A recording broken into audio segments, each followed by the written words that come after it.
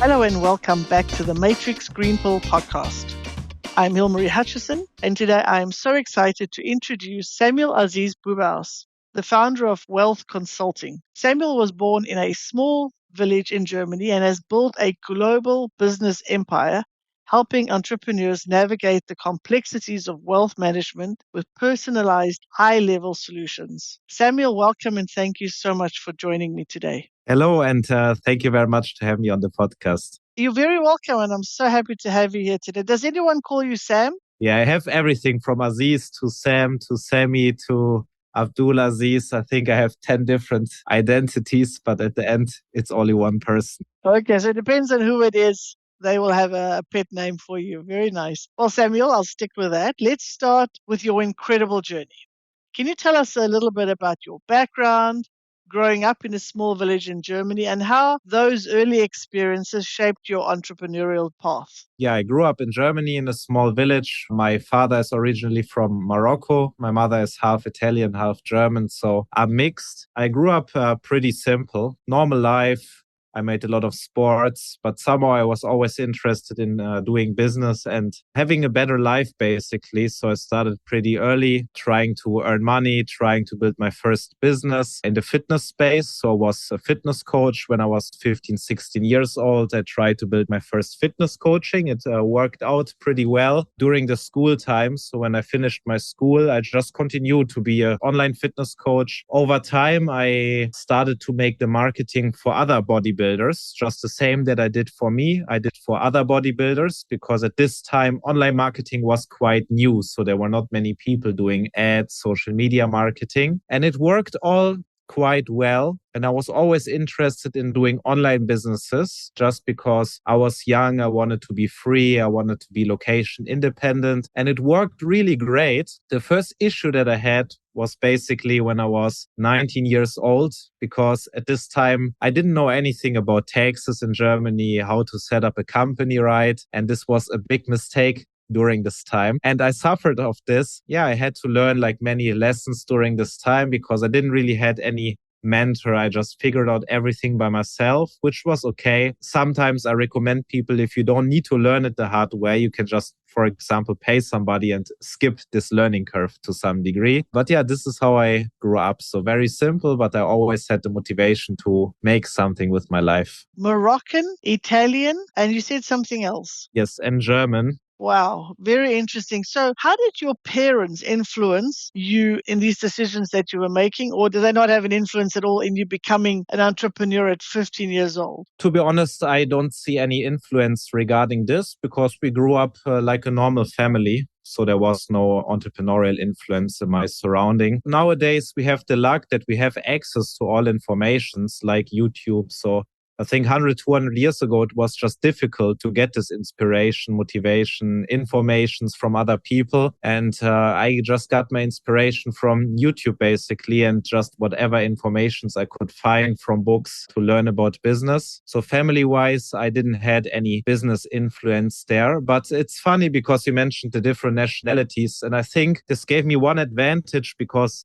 when I grew up, I didn't really feel this identity. So I didn't really feel like I'm German because I grew up in Germany, but I don't look German. I also didn't feel like Moroccan because I didn't speak the language. I knew nothing about this country, which gave me the advantage to be free of maybe border thinking. So I always thought, hey, I can just create myself however I want to be. I don't need to be stuck in a certain way of living. And I think this just gave me the advantage. And that's, especially when I was younger, that's how I always saw the world and saw my life, saw my identity. I don't really know who I am. I don't know nothing about this world. So this gives me the advantage to just observe and learn and to just choose whatever is the best, basically. And for me personally, I thought I want to live a free life. So business is the only way. And the only way to make it work is to be dedicated in doing business. your worldview was larger than just the local area where you grew up. You had all that background that was so different. Now, I know that you also then later on in life, you got involved with several businesses. You mentioned your first business and making some mistakes and some good learning out of that, that when you can get others to help you when you are setting something up. The plus side is that you're really learning in depth, close and personal, all the things that it takes to set up a business. So let's talk about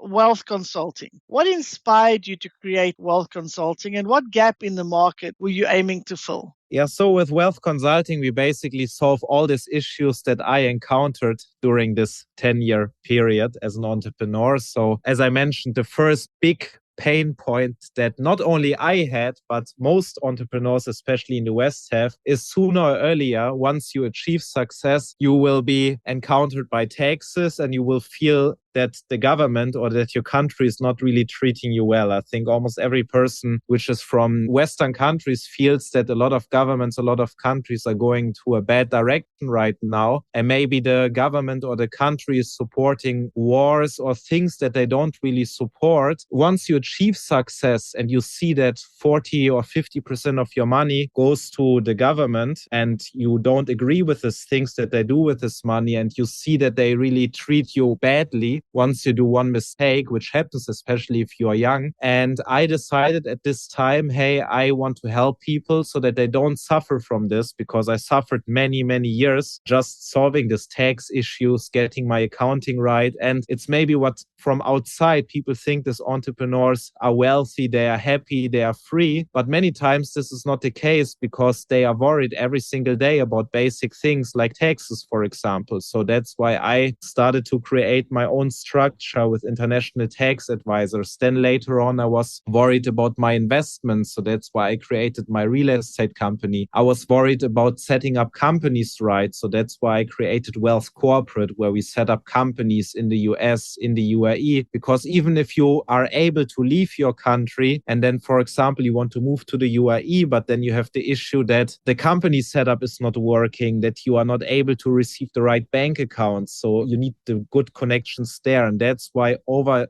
the years, I saw all these problems. And over the time, I just decided to build my own infrastructure, because until today, I couldn't find any company which is just able to really offer a holistic solution for wealthy entrepreneurs to cover taxes, banking, payment processing and investment under one umbrella company. And this is necessary, because if you solve only one issue, this doesn't really help, because then you still have all the other issues, and all these points are connected. As you say, when someone starts a venture, they are going into it with passion for whatever they're interested in. So whatever their niche is, so they might be good at one thing, but there are so many other sides to a business, as you say, the administration side, the taxes side. That's where often people fall down. They don't keep good records. And as you say, then you make a mistake. And that can cost you dearly for a long time if you get hit by penalties, in a country where there's taxes. There's a lot that entrepreneurs starting out might not think about. So this is an excellent solution that you are helping them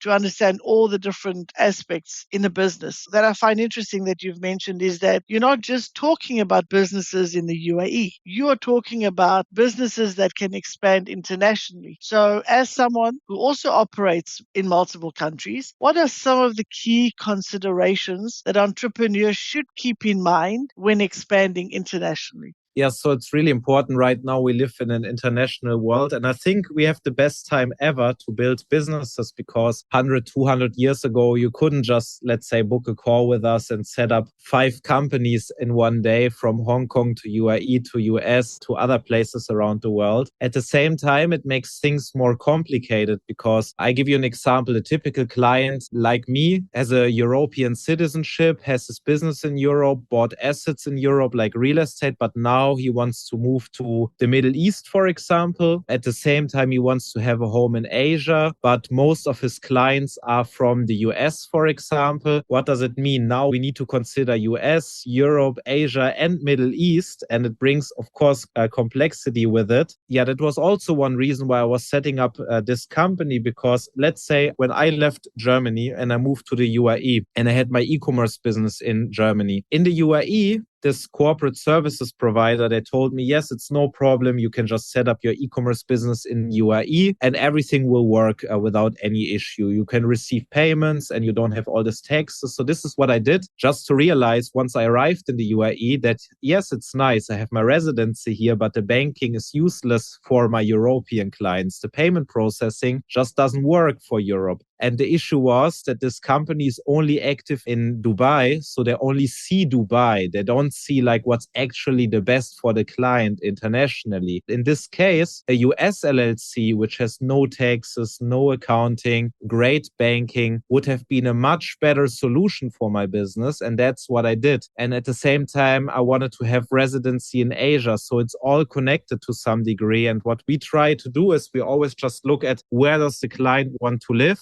Where does he want to invest? What is his actual business? Where are his clients from? Because there's no value in saving taxes, for example, but losing 50% of your clients because now they don't trust you anymore because the company is in another place around the world which has no reputation. So these are like many things that we need to consider. And only if we consider all these factors, then it really makes sense for the client. And that's why it's helpful to work with me, of course, because I just talk from experience. Because I have the experience having companies all over the world. And at the same time, we have our network all over the world. So to really create like a holistic solution, which is not just the best for taxes, for example, but also the best for improving your business, the best for your life quality, because you want to move somewhere to a place that you like. So there are like many factors where we need to pay attention. There's so many things that you don't even think about. And as you said in the introduction, when you don't know, when you're just starting out, you don't know what all these pitfalls are going to be. And as once you start making enough money where there's taxes involved, now you want to start thinking very cleverly about how to position yourself so that you can take the most advantage of where the opportunities are. I know you also mentioned earlier on that you take a very personalized and holistic approach to wealth management. What does this approach entail, and why do you think it's essential for long-term financial success? It's definitely important because if I look, for example, at me, I spent like all these years, for example, traveling all over the world just to see, hey, what's actually the best country to live? What's the best country to set up a company? And I came to the conclusion, I, of course, have a list and we have like a few favorite countries that we work with, but it just heavily depends on the person. I don't see any other company like us because these people just don't understand you. They don't understand the business. They don't understand what you really want. And it's important to consider just all these factors. For example, today we had a client, he owns real estate of 100 million pounds in the UK, and he wants to move to the Middle East and transfer these assets to the Middle East, set up a foundation here for asset protection. But for this, we also need to consider, for example, the childs, because he wants that the childs get a part of this wealth later on. Then we need to see where do the childs want to live in the future. Will they even like the UAE? Then I need to ask them, okay, have you actually been in the UAE? Are you sure that this is the country of your choice? Or do you have other countries into consideration? What are your future plans? Yeah, only if you consider all of this, the client is happy at the end of the day. And that's why, our goal is that we do everything for our clients, not just one thing. Yeah, I think that's the key to our success and to the success of our clients, because what we offer our clients is peace of mind, which means they don't need to worry because all these different aspects are covered basically. So you're not looking only at the business aspect, you're looking at their personal situation, their family situation, and all that, how everything ties together, and then how you can help them make the best decisions all around for their businesses and for their families. Just to shift gears a little bit, what role has Dubai played in your success, and how does the business environment here differ from other parts of the world where you've worked? So I think the UAE is a great place, probably the best place in the world right now. In Germany, I had the issue that I was just distracted. So let's say you pay these taxes and you see the negative news. And I feel this negativity overall. People just repeat every single day, everything is getting worse. Everything was better in the past. So a lot of negativity and then a lot of hate and jealousy. And then you see yourself that you're really distracted. When I moved to the UAE, you can really concentrate on building your life and building your business because the UAE and the whole Middle East is still like an empty landscape. And I think it's a little bit like Manhattan 100, 200 years ago. That's at least how it feels for me, where people just arrive. They want to create a new life. And the only reason why people arrive is to work hard and to do something, because nobody arrives here to just hang out and to enjoy his life. It's just not the place for this. So the whole environment is just really inspiring. And if I look at the surrounding that I have here, the people that I see every single day, they are successful. They have the right mindset. So instead of being surrounded by negativity and jealousy and hate, you're surrounded by people who want to support each other. They want to create more. They all came with a vision to improve themselves. So it's really inspiring to have this surrounding. This is the first thing that I love about the UAE. The second thing is obviously that you are just safe, because you don't really need to worry that somebody can steal something from you, because it's one of the safest countries in the world. Then you don't feel this negativity because this government just wants to support you. The government wants you to succeed. So it's just a really, really great surrounding. It's a really good advert for Dubai. Fantastic. Yes, you're right. There's very few places where you could just go out in the middle of the night and walk alone. As you say, the whole business setup is to encourage businesses to grow. So you've got that whole support network and the very positive feeling that you get when you're in Dubai. So I can absolutely agree with you on that. Now, you've helped entrepreneurs save time and avoid common pitfalls in building their wealth. What are some of the most common mistakes you see people make in wealth management? We can start with the first steps for the people who are still active in their business or scaling their business. Many times their business is on hold because of simple issues in their infrastructure. We have a lot of wealthy e-commerce clients, and many times they face one issue. Let's say their bank account is blocked or their payment processing is blocked. And then from one to the next day, they can't process payments anymore, which means they can't generate any revenue. So we saw it many times that we had e-commerce clients who make, let's say, 3 million in revenue per month. And then all of a sudden, they make almost zero revenue because they can't process payments anymore. So we focus in step number one on building the right, safe infrastructure for the business. For example, a lot of our clients set up a US LLC because if you're non-US citizen, non-US resident, and you don't have a physical presence in the US and you have the right personal setup, it can be still tax-free. Then it's the issue to get right banking. And we help our clients to get, for example, Chase, JP Morgan private bank accounts, to help them to get the right payment processing. And that means then they have the perfect business infrastructure to scale. And then the second thing that a lot of people worry and every time is, as I said, the banking, because many people use, let's say, Wise or Revolut. And this is all nice if you make a little bit money, but no big company can only use Wise or Revolut, because we have a lot of clients who, let's say, make 10 million or 100 million in revenue. And for this, they need proper bank accounts. And for many people, it's just hard somehow. At least that's why people come to us every single day. They say, hey, I'm not living in the US. I was not able to get Chase, JP Morgan. Hey, I'm living in the UAE, but I still don't have a good corporate bank account. And we help them to just solve this issue. And for the clients who already have a lot of wealth, it's normally just mandatory for them to build the right setup, to get the right residency, and to set up a structure, let's say a trust or a foundation, which protects their assets, because every wealthy person needs a trust or a foundation. So these are like a few things that we do for our clients. From a business point of view, it's to have the right business structures in place, especially when it comes to payments and money. And then also from a private viewpoint, to have that trust or that foundation set up. What advice would you give to aspiring entrepreneurs who are just starting out and hoping to build their own success story? So number one is obviously, because I see our clients every day, so I think I have a good overview of which things work and why some clients are more successful and some clients are less successful. And the most successful clients that we have, they are focused on one industry for all these years. So they're either focused for 10 years on e-commerce or for 10 years on crypto or for 10 years on trading, and they don't really look left or right. Just yesterday, I met with one client of us. He's 22 years old, makes $5 million in revenue per month. And the only thing he knows is e-commerce. He doesn't know anything else besides e-commerce. And that's how it should be. In the first years, you just need to be laser beam focused, and business opportunities come and go. But you need to become an expert. You need to master one sphere and you need to choose one industry. It can be also real estate. It can be every industry, but you just need to stick to it and become the best person there. And this takes years of mastery. I think that's very good advice. Be laser focused on one thing and become a master of that. Excellent. Thank you so much. Now we've come to the segment of our show where I'll ask you some rapid fire questions, our version of a game show. Are you ready? Yes, I'm ready. Looking back on your journey, is there a particular moment or achievement that you are especially proud of?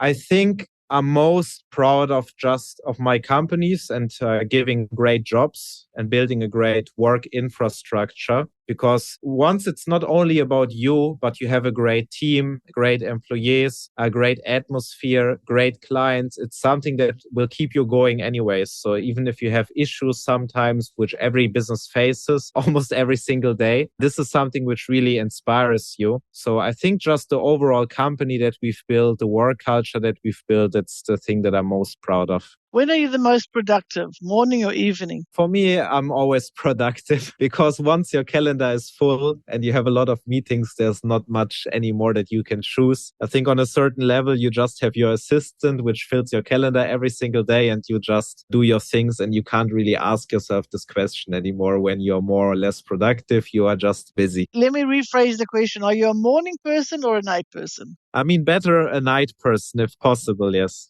You've traveled a lot. You've been to many, many places. Do you have a favorite city? A favorite city? For now, my favorite city is overall Dubai, because Dubai is a city where you can stay all year long. The summer is hot, but it's a place where every business guy visits Dubai nowadays because it's just the center of the world in my worldview. So I love Dubai.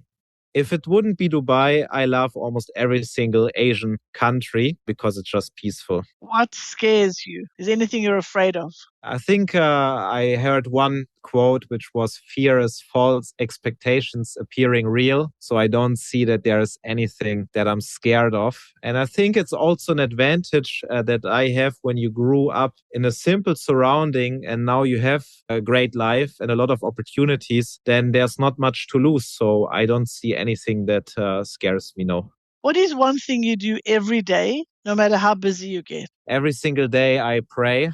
Thank you very much for playing along. That was easy enough. Now we've come to our signature question, our green pill moment. What was your green pill moment, the action or event that was the turning point for you or your career? So this point was what I already mentioned, the point where I was 19 years old. I thought I'm successful, but then the business failed to some degree and I got this huge tax bill. And then I realized, okay, if I want to survive in this business world, it needs to be larger than me and I need to become really successful because a regular online website business, it's not sustainable. It just opened my eyes to look for other possibilities, to leave the matrix, to leave my home country and to consider the whole world as the playground for me to live, to invest, to build businesses instead of just seeing one country. And this made me also way more happy because there's just so much to explore in this world, different cultures. And once you start with this and you see different cultures, you build a new worldview and you see the world from a different perspective. And so to leave my matrix in my country and to consider the whole world as a playground and to be open to new languages, cultures, religions, influences based on this negative experience that I had in Germany. This was the game-changing moment for me in my life. Excellent. So having that failure early on is what then helped you change your mindset, change your worldview, and go on to become so very successful. Well done. Well, thank you so much for being here today and for sharing your fantastic story with us today. I'm so sure our audience will thoroughly enjoy this conversation. Before we say goodbye, could you please tell our listeners where they can find and follow you and also put this in the show notes? Yes, so I'm mostly active on YouTube. I have my personal vlog channel, which is just my name, Samuel Aziz Boubaous. And we have our company YouTube channel, which is Wealth Consulting. And obviously, if the people want to learn more about how we can help them to grow and protect their wealth, they can just go to wealthconsulting.com. They can book a call with us. So these are the three main ways to find me. Thank you again for being here today. I wish you all the very best. Okay, thank you very much. It was great to attend your podcast. It was very comfortable to speak with you. And I'm hopefully looking forward to the next podcast in the future. Sounds great. Thank you so much. And to our amazing listeners, remember to subscribe, stay tuned for more thrilling episodes, share your thoughts in the comments, and keep spreading the inspiration far and wide. Until next time, stay curious and keep chasing those dreams. If you enjoy our conversations, please like and subscribe. See you next Wednesday.